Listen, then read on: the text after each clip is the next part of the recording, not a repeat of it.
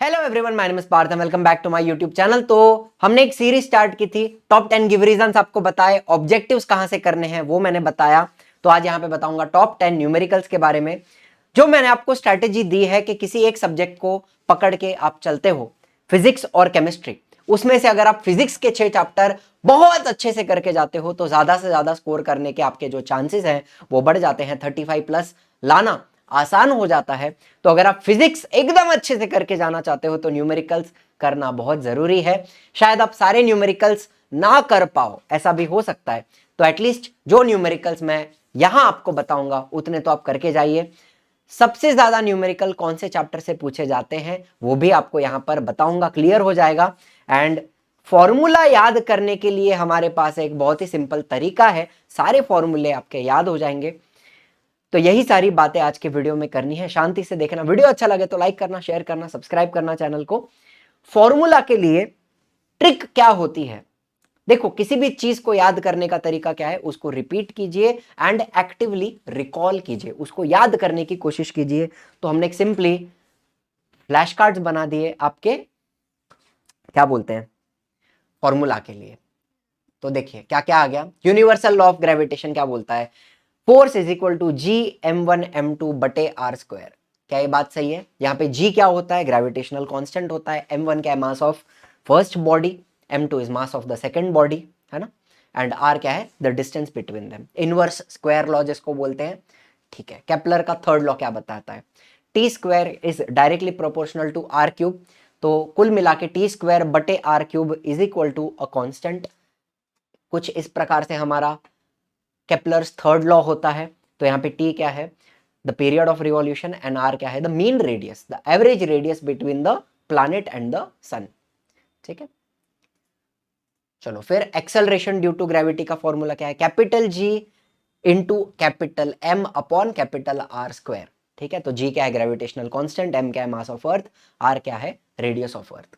ठीक है, तो इसी तरह से वेट का फॉर्मूला क्या हो गया? Kinematical equations, first equation, second equation, third equation. v is equal to u plus a t, s is equal to u t plus half a t square. तो यहाँ पे v क्या है? u क्या है? Initial velocity, final velocity. s क्या है? Displacement है।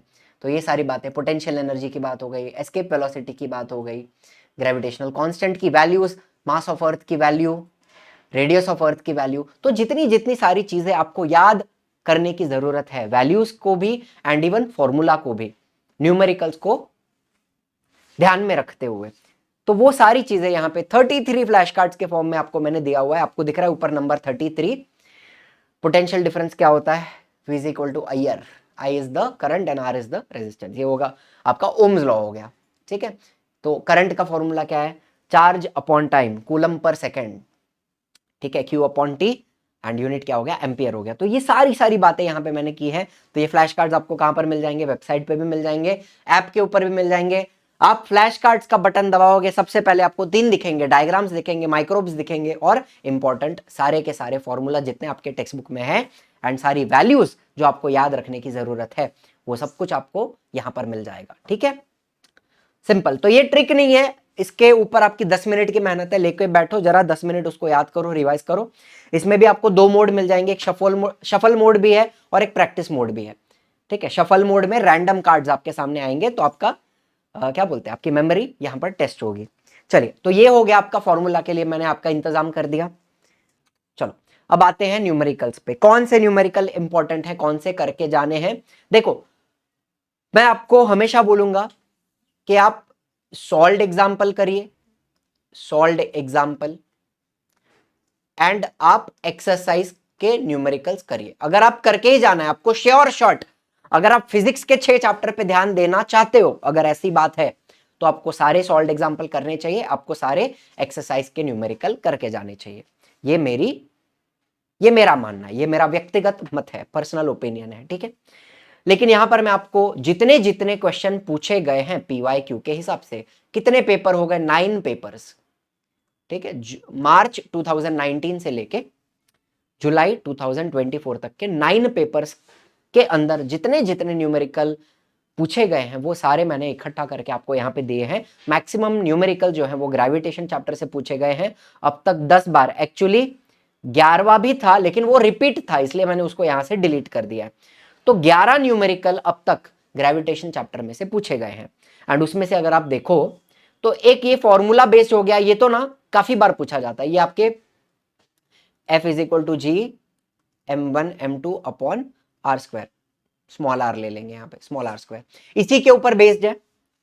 ठीक है, आपको सिर्फ वैल्यू पुट करनी है कि अगर distance between the two is tripled, how will the gravitational force between them change. R अगर ये 3r स्क्वायर हो गया तो ये कुछ इस प्रकार से हो जाएगा 1/9 जी m1 m2 upon R square. तो हम क्या बोलते हैं, the force will be reduced by a factor of 9, ऐसा हम बोलते हैं, है ना, 1/9 हो जाएगा। तो ये आपका फॉर्मूला बेस्ड हो गया। ठीक है, फिर आयन बॉल वाला एक्सरसाइज से पूछा है, एस्केप वेलोसिटी वाला सॉल्व एग्जांपल है, फिर ये भी एक्सरसाइज से है। अब ज्यादा से ज्यादा देखोगे ना, सारे के सारे एक्सरसाइज एंड सॉल्व एग्जांपल में से ही पूछे गए हैं, ऐसा नहीं है कि कोई बाहर का आएगा। एंड हल्का कहीं पे अगर वैल्यू चेंज किया तो वैल्यू चेंज होगी, लेकिन आप मैथमेटिक्स के भी विद्यार्थी हैं, तो वैल्यू चेंज होने के बाद भी आपको बेसिक प्रोसेस तो वही है, फॉर्मूला अप्लाई करना है, बस आंसर आ जाएगा आपको। ज्यादा कहीं पे दिमाग चलाना होता नहीं है, अगर आप प्रैक्टिस करके जाते हो। ये न्यूमेरिकल्स बहुत आसान है। एंड ज्यादा से ज्यादा न्यूमेरिकल्स ग्रेविटेशन में ये आपके जो 3 फॉर्मूला है, v is equal to u plus a t, s is equal to u t plus half a t square and v square is equal to u square plus 2as, इन 3 formula के ऊपर आधारित है ज्यादा से ज्यादा questions, kinematical equations के ऊपर, जिनको सॉल्व करना काफी आसान है, जिसमें कोई लंबा लंबा कैलकुलेशन भी आपको करना नहीं पड़ता। ठीक है, तो मैं एडवाइस करूंगा कि ग्रेविटेशन में से अगर 11 बार न्यूमेरिकल पूछे गए हैं तो आप ग्रेविटेशन को अच्छे से करें, इसके न्यूमेरिकल्स को आप अच्छे से करें। अगर आपसे हो पाए तो आप सारे सॉल्व एग्जाम्पल कीजिए एंड सारे एक्सरसाइज के भी करके जाइए। ये मेरी आपसे क्या रहेगी, विनंती रहेगी। अगर आप फिजिक्स को अच्छे से करके जाना चाहते हो 6 चैप्टर को, तो ये आपको करना पड़ेगा। अदरवाइज आप इतने न्यूमेरिकल भी करके जाते हो तो भी आपके अंदर काफी ज्यादा कॉन्फिडेंस आ जाएगा। चलिए, उसी तरह इफेक्ट्स ऑफ इलेक्ट्रिक करंट की बात हो गई, हीट की बात हो गई। यहां से सिर्फ 2 ही न्यूमेरिकल पूछे गए हैं, ये तीसरा वाला तो डेरिवेशन के ऊपर बेस्ड है। ठीक है, एंड डेरिवेशन में भी कुछ ज्यादा है नहीं, पावर इज वी आई। ठीक है, वोल्ट इंटू एम्पियर, कुछ नहीं, यूनिट डाला है बस, 1 वोल्ट इंटू 1 एम्पियर।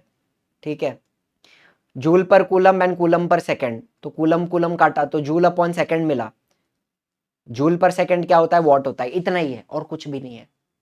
ये ना 2 मार्क के लिए पूछा गया था, चुना लगाया था, आपको सिर्फ यूनिट डालना है, v into I, volt into ampere, 1 volt into 1 ampere, volt क्या होता है, जूल पर कूलम, एंड करंट क्या होता है, कूलम पर सेकंड, कूलम काटा, जूल पर सेकंड, वॉट हो गया, बस खत्म हो गई बात। ये 2 मार्क के लिए पूछा था। ठीक है, चलिए, फिर हीट में से ये सब कुछ पूछा है, यहां पर भी आप देखो सॉल्व एग्जाम्पल के जैसा है, सॉल्व एग्जाम्पल के जैसा, रिफ्रैक्शन ऑफ लाइट में भी सॉल्व एंड एक्सरसाइज में से पूछा है। लेंसेज में भी ज्यादा से ज्यादा पावर का जो फॉर्मूला है, येलो कलर ले लूं, व्हाइट कलर ले लूं, पावर का जो फॉर्मूला है क्या है, 1/f इन मीटर, इसके ऊपर आधारित बहुत बार एमसीक्यू भी पूछ सकते हैं। सिंपल, कि फोकल लेंथ दे दी 20 सेंटीमीटर, ठीक है, ऐसा बोल दिया 20 सेंटीमीटर की फोकल लेंथ है, तो पावर क्या होगा लेंस का। तो इस तरीके से कुछ भी पूछ सकते हैं लोग, छोटा सा कहीं पे एमसीक्यू में आ गया या 1 सेंटेंस में आ गया, ऑब्जेक्टिव में पूछ लिया 1 मार्क के लिए। एंड यहाँ पर भी देखो ना, फोकल लेंथ 20 सेंटीमीटर दिया, तो उसका पावर क्या रहेगा, पावर कितना रहेगा, अगर फॉर्मूला अप्लाई करूं पावर का, तो 1/20 सेंटीमीटर, लेकिन मुझे मीटर में लेना है तो मैं 0.2 लिखूंगा, तो क्या आएगा 1/0.2, तो इसको मैं 10/2 ऐसे लिख सकता हूं, हाँ लिख सकता हूं, तो पावर कितना हो गया 5। सही किया ना मैंने, हाँ ना, हाँ सही किया, 10/2 लिख सकते हैं, तो आंसर क्या आ गया 5 डायोप्टर्स, है ना। पावर का यूनिट क्या होता है, डायोप्टर, लेंस की पावर। इलेक्ट्रिक पावर वॉट होती है, यहाँ ये जो आंखों की पावर है, चश्मे की पावर, ये क्या होती है, डायोप्टर में होती है, लेंस की। ठीक है ना। फिर सुरभि यूजेस स्पेक्टेकल, उसका पावर कितना दिया है 0.5 डायोप्टर। तो आपको क्या फाइंड करना है, कौन से टाइप की लेंस है, कौन सा डिफेक्ट है, फोकल लेंथ कितना है, बेसिक फॉर्मूला के ऊपर बेस्ड है, कंसेप्ट के ऊपर बेस्ड है। तो ये हो गए सारे जो भी क्वेश्चंस है जो पूछे गए हैं। स्पेस मिशन में से भी 2 क्वेश्चन पूछे हैं, एक सॉल्व्ड और एक एक्सरसाइज में से।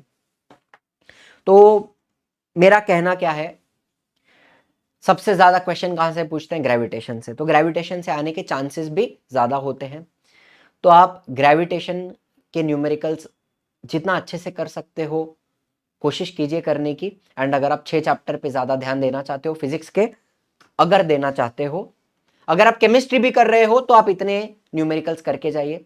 ज्यादातर बच्चे क्या न्यूमेरिकल्स को एकदम लास्ट में रखते हैं, पहले बाकी सारी थियरी कर लेंगे, न्यूमेरिकल्स एंड डायग्राम्स हम लास्ट में देखेंगे। मैं भी करता था ये गलती करता था, बिकॉज न्यूमेरिकल्स को अगर पहले कर लिया होता तो मुझे इतना स्ट्रेस कभी न्यूमेरिकल्स का नहीं आता। लेकिन अगर आप केमिस्ट्री को ज्यादा इंपॉर्टेंस दे रहे हो, फिजिक्स को कम इंपॉर्टेंस दे रहे हो, तो एटलीस्ट इतने न्यूमेरिकल्स करके जाइए, तो आप फायदे में रहेंगे। ठीक है, चलिए तो यहाँ पे न्यूमेरिकल्स की सारी बात समाप्त करता हूँ। ये सारे क्वेश्चंस कहाँ से हैं, PYQ से हैं, मैंने छाट के निकाल के आपको दिए हैं आपके सामने। ये PDF आपको कहाँ मिल जाएगी, ये PDF आपको डिस्क्रिप्शन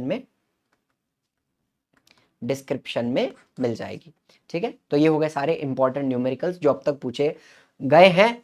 ज्यादा से ज्यादा न्यूमेरिकल्स सॉल्व्ड एग्जाम्पल और एक्सरसाइज में से ही आते हैं। ठीक है, तो आप अगर सॉल्व्ड एंड एक्सरसाइज करके जाते हो तो आप आराम से 3 मार्क 5 मार्क स्कोर कर सकते हो न्यूमेरिकल्स में। ठीक है, फॉर्मूला भी आपके सामने आ गए फ्लैश कार्ड्स के फॉर्म में, रिवाइज कीजिए, बहुत अच्छे से आपके सारे फॉर्मूला लर्न हो जाएंगे। ठीक है, ऑन दैट नोट आज का वीडियो यहीं पे समाप्त करते हैं, मिलते हैं अगले वीडियो में। Thank you so much for watching, I will see you in the next one. Tata, bye bye, जय हिंद, जय महाराष्ट्र।